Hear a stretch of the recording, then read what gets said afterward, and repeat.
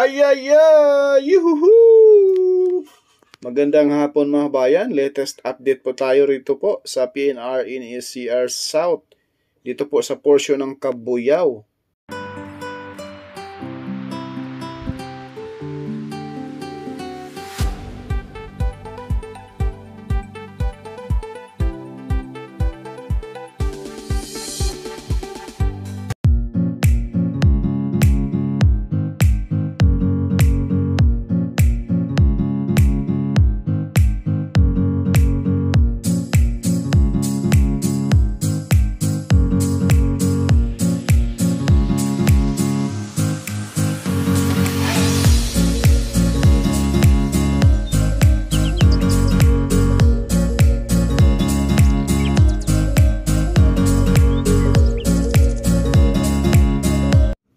Magandang umaga po mga kabayan. Welcome sa latest update natin rito.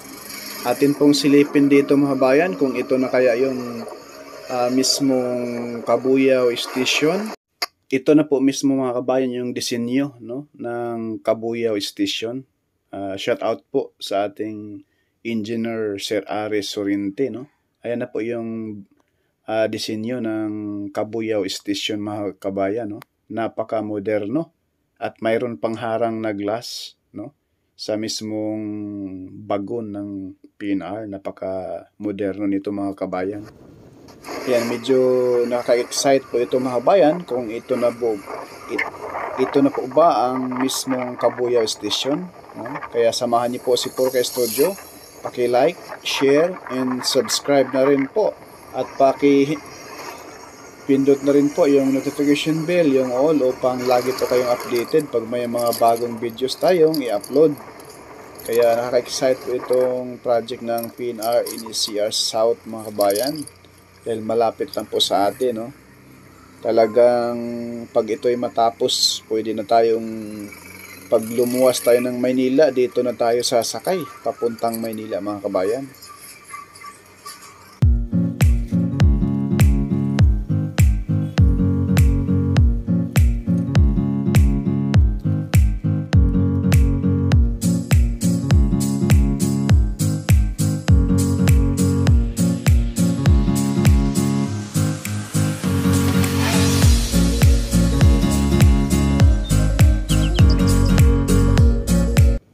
Napakagandang lugar po nito mga kabayan dahil po itong lugar na ito po ay nasa kalagitnaan po ng buong Kabuyao, no? Ang Kabuyao po kasi aabot po ito sa mismong pana ng Palace in the Sky. So ngayon po, mag-drone shot na po tayo, no? Para makita natin yung pinakataas nitong yung may mga heavy equipment na po diyan kung mag-start na po silang maghukay itong portion ng Kabuyao. Kung ito na po ba yung mismong Kabuyao station, no? Ayan mga bayan. Pakipindot na rin po mga bayan, no? Malaking tulong na po yan sa aming mga vloggers na mag-like kayo, mag-share, and subscribe na rin sa aming munting bahay. Ayan po mga bayan sa baba natin. Ayan po yung nakikita natin kaganina habang dumaan tayo dyan. Ayan na po yung mga heavy equipment, no? Hindi pa po tayo sure, wala po tayong na-interview dyan na guard. Kung yung mga heavy equipment na yan, sa area na yan, ay dyan na po ba itatayo yung mismong Kabuyao Station? Dahil kung yan na po yung Kabuyao Station mga kabayan, hindi yan aabot sa 100 meters ang lapad, ang lawak. Tapos 32 ang kanyang mismong station ay 32 meters din po. Medyo malapad, malaki, no?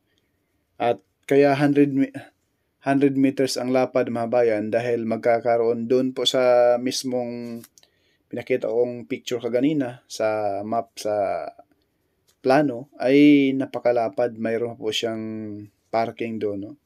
At yung nakakita nating mga sasakyan dyan, yan po yung sa sikat na gumagawa ng sasakyan sa ating bansa, no? Ay ang mga palayan dyan sa unahan mga kabayan, base po sa nakita natin unang plano, na dyan raw itatayo yung mismong Kabuyaw Station. Yan, binilugan ko na mga kabayan para hindi kayo malito, no? Dyan daw sa area na yan. May creek dyan sa gilid. Pero itong nasa kaliwa natin, itong nakikita natin ngayon, yan po ay malaking katanungan. Shout out po sa mga engineer dyan, no? Ng PNR. Paki-comment naman po mga sir, mga ma'am, no? Kung ano po itong napakalapad din po na nakagarahe na rin po yung mismo mga heavy equipment. Kung ito po ba ay tambakan ng mga heavy equipment, dito ipaparking. Dahil po sa area dito ay andito rin po mong itatayo yung mismong station. At dyan sa unahan mga bayan, yan na po yung mismong next station ay Banlik at mismong Banlik Depot, no? Yung Banlik Station at Banlik Depot mga bayan ay halos magkadikit lamang po yan, no? At mismong itong Kabuyaw, medyo halos 2.5 kilometro mula rito, yan na po yung mismong Banlik Station. 2 or 3, no? Ayan mga bayan.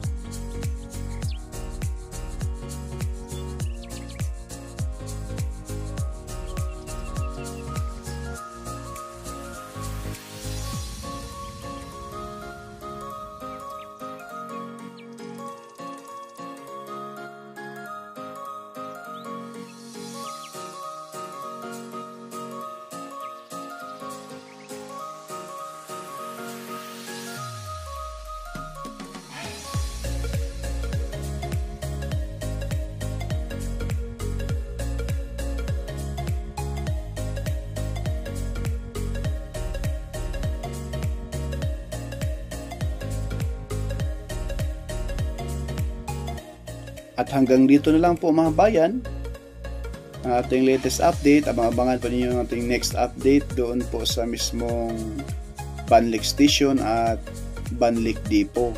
Maraming salamat po. No? Itong area kasi na to mga bayan ay nasa gitna po ng Kabuyaw. At ang palibot nito ay napakaraming subdivisions at mga pabrika. Kaya ito po siguro tinatayo. No? Maraming salamat po mga bayan. God bless po sa lahat.